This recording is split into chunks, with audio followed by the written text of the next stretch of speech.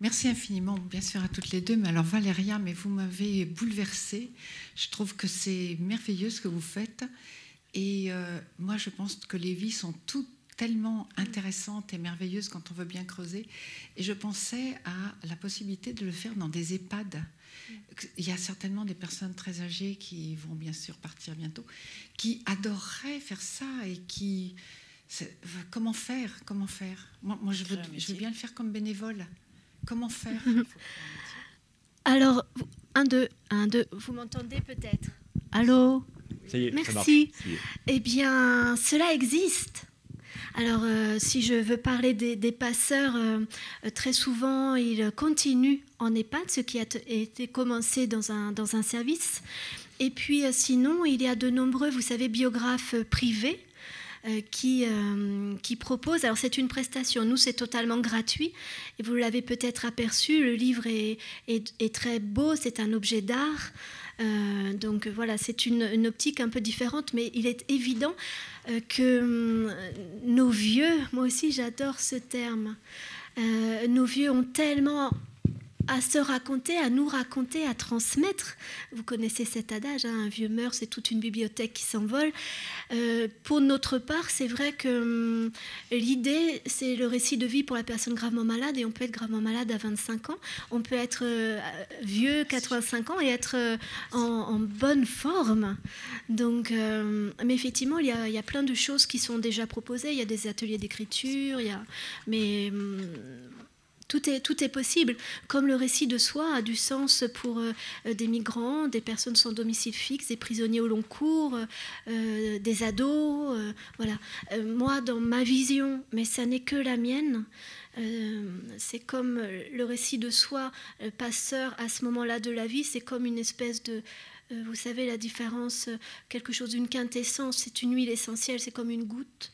C'est pas de l'eau de parfum, mais ça c'est ma vision qui part d'un postulat très très simple, hein, c'est que le fait de se déposer, ça allège, je ne l'ai pas dit, mais il y a de nombreuses études qui montrent qu'effectivement la personne, même en ne faisant que lui proposer la démarche, et que par exemple je le rencontre le mardi et je lui dis bon, je peux vous revoir que dans 3 jours parce que conférence, parce que doctorat, parce que tout ça, et je reviens, la personne est décédée, mais le médecin et sa famille de me dire mais il a vécu 3 jours qu'avec l'idée et il a adoré et il est parti apaisé.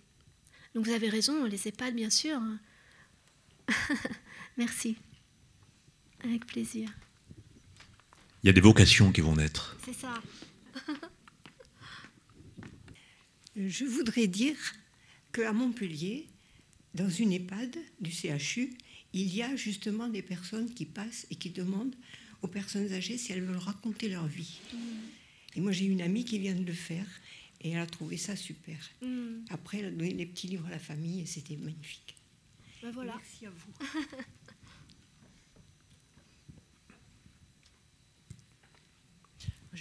Je voudrais juste, Jacques, je pourrais juste alors intervenir d'abord pour dire que je crois que Valéria nous a rappelé quand même le rôle essentiel du récit et de la littérature, même si c'est, je veux dire, de la littérature, nous sommes tous écrivains finalement de notre propre vie, donc merci pour ça, parce que c'est souvent on a l'impression que la littérature, le récit, la fiction reste finalement peu important ou du divertissement, alors que là en réalité on est dans véritablement l'essentialité, comme vous avez pu le voir.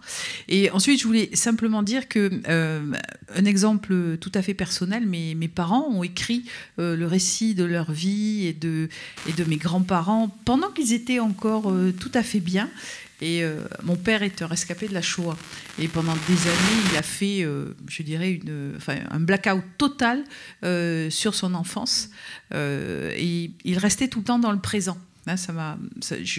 J'étais très sensible à toutes les réflexions qu'on a pu dire sur le présent. Et le fait finalement de raconter à ce moment-là, il devait avoir à peu près 75 ans, sa vie.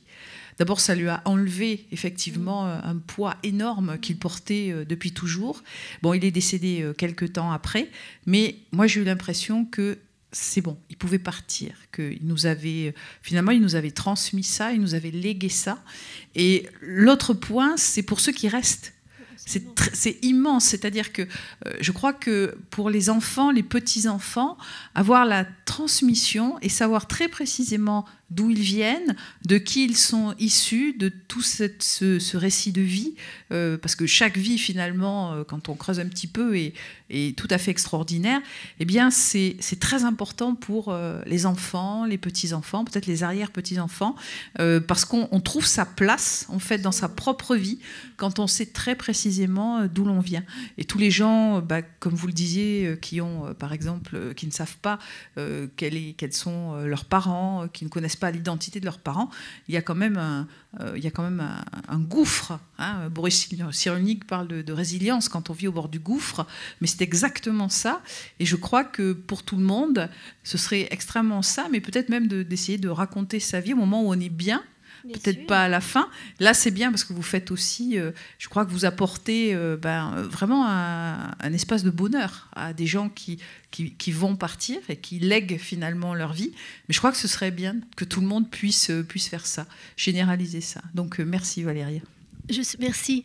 Je suis convaincue que nous n'avons pas besoin d'attendre d'être malades. Vivons avant de mourir. Ne restons pas dans la salle d'attente. Juste vous dire que j'ai mené cette expérience du récit de soi, du récit de vie avec des jeunes enfants en élémentaire. Et j'ai un souvenir, c'est-à-dire que pendant 1 an, je leur avais apporté un petit bonsaï avec des petites étiquettes et tous les jours, ils allaient chercher une étiquette, puis ils écrivaient leur récit.